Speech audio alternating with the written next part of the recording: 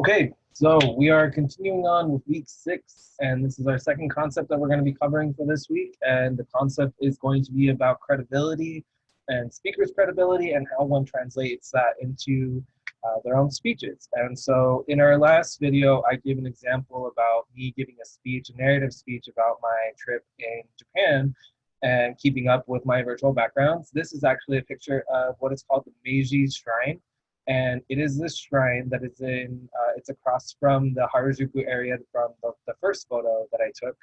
And anyways, so this shrine is surrounded by over 10,000 trees, and it's in the dead center of the city. And around the city, there's trains and cars and just all this noise that's going around, like around the shrine. But when you walk into the shrine, it's actually dead silent, and it's so peaceful, and it's such a trip. But this is actually the entryway into the shrine. And this is like supposed to be like a gateway for spirits to come in and out as like you go into the shrine yourself. However, it's very beautiful, and like I said before, if you guys ever have the opportunity to travel to Japan, I highly recommend it. It's a beautiful country. So yes. Anyway, so we are going to start off with credibility, and I'm going to share my screen. And this one is only going to be 2 videos, so I'm going to keep this as short as possible, guys. Okay. Sorry about too many concepts in 1 week, but we got to get through it. And if I got to do it, then so do you. So, all right. So we're going to share my screen, and we're going to begin. All right. So credibility, right? What does credibility mean? And how does one establish credibility? And what are the different types of credibility that one can establish? And so firstly, I'm going to go over our learning objectives for this concept. So our learning objectives are: you'll be able to identify what credibility is and the types of credibility there are. You're going to be able to implement styles of credibility within your own speeches, and I'm going to show you how you guys are able to do that. And then lastly, you're going to be able to analyze the forms of credibility within your speeches of your peers, right? So you're going to be able to give them feedback based on the credibility techniques that you are going to be learning in these next couple of videos, okay? All right, so firstly, let's get into credibility and what does it mean? So what does credibility mean? And credibility is defined in your book as the audience is qualified to the speaker on the topic, right? So the two major factors influencing the speaker's credibility are competence and character. And this is kind of loaded, and it's grammatically incorrect. And I know that this is exactly how it's written in your book. So let me just kind of break this down for you guys. So it's what the audience perceives the speaker's credibility to be, right? And it's basically comes down to 2 different things on how they perceive the speaker's credibility. And it's their competence, what they know about the actual topic, and the character of the speaker. So how the speaker is actually presenting themselves to the audience. And so I know that when we were talking about ethics, we actually discussed this a little bit when we decided that, or when we talked about not judging the character or not judging the speaker based on their appearance, right? This kind of might come into a little of a contradiction there, but what we want to really know is that when we're speaking about character here, we're not necessarily speaking about their image or the way that they look, but we're speaking more so about how they have developed themselves as a person.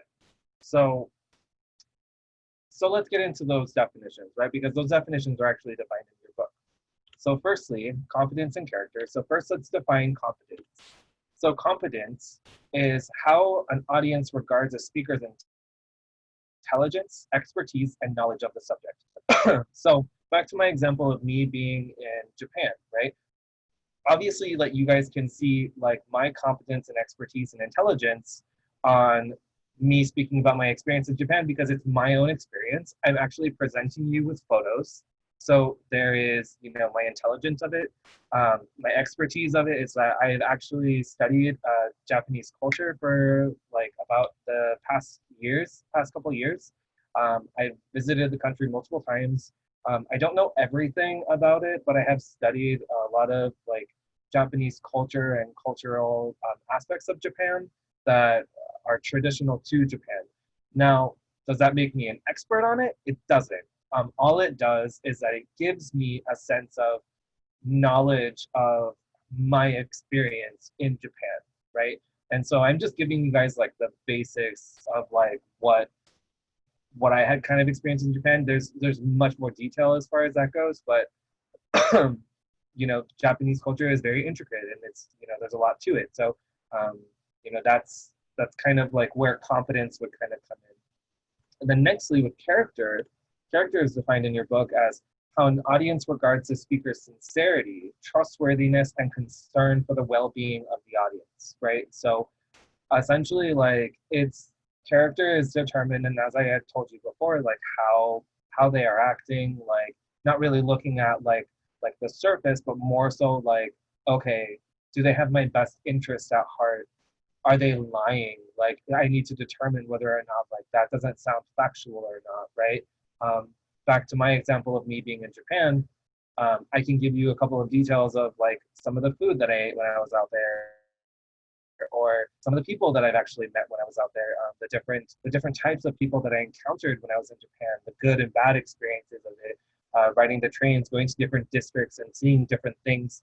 Um, that I can all tell you as far as my experience into that. And then it goes into character because I am being sincere and I am telling you guys the truth about, you know, I did go to this Meiji shrine, and when I did enter, it was dead silent. Like it was crazy, but it was amazing. It was awesome. So um, okay, so that is going to be probably the shortest video for this week. I think so.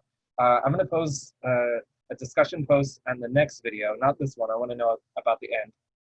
But you should have already answered the questions that I already posed in this video. I'm going to find a more interesting virtual background for you guys. I should take a poll for like 1 week and like have you guys choose my theme. Yeah, that'd be kind of fun, actually. I'm going to do that. I'm going to send you guys an email. Anyways, so I am going to go ahead and stop the video, and then we're going to move on to the next, which we're going to be discussing the types of credibility that one speaker can have when they're doing their own speeches. And it's gonna get a little dicey, but that's okay because we're gonna like unpack all of that and decompress and talk about that with a lot of examples and go through it all, okay? All right, so like I said, you should have already answered all of the video or all the questions here, and look out for that discussion post inside the next video, all right? So I'll see you guys then. Yeah.